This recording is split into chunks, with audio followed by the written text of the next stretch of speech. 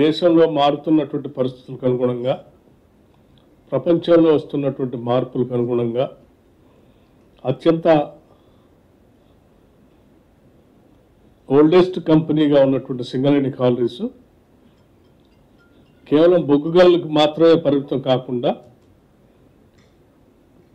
ఇతర మినరల్స్లో కూడా ఆక్షన్స్లో పార్టిసిపేట్ చేసి ఈ సింగరేణి వ్యవస్థని, సంస్థని విస్తరించుకునేటట్టుగా కార్యకలాపాలు చేపట్టాలని చెప్పి సింగరేణి బోర్డు తీసుకున్న నిర్ణయం కూడా మీ అందరికీ తెలిసిందే.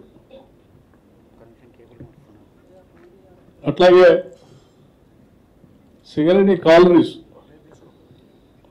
తెలంగాణ రాష్ట్రానికి సంబంధించినంత వరకు ఈ రాష్ట్ర ఆత్మగా ఉన్నటువంటి విషయం కూడా మనందరికీ తెలిసింది.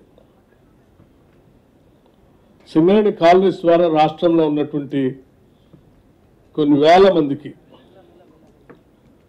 ఉద్యోగ అవకాశాలు కల్పిస్తున్నటువంటి ఉద్యోగ గనిగా కూడా ఇది పేరు ప్రఖ్యాతులు కాల్చిన విషయం కూడా మనందరికీ తెలిసిందే.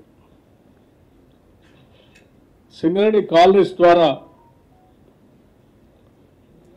ఈ పరిసర ప్రాంతాల్లో నివాసం ఉంటున్నటువంటి ప్రజలకు ఉద్యోగ అవకాశాలు దొరకటమే కాకుండా ఒక నమ్మకం, ఈ సంస్థ ద్వారా మేము బ్రతకగలం, భవిష్యత్ తరాల వాళ్ళు కూడా బతికించగలం అనేటువంటి ఒక నమ్మకం ఈ సంస్థ కొన్ని దశాబ్దాలుగా కల్పిస్తూ వచ్చింది.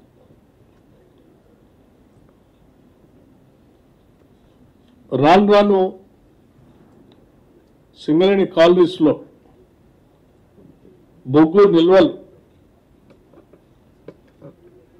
వాడకం ద్వారా తగ్గటమే కాకుండా అదనంగా రావాల్సినటువంటి బ్లాకులు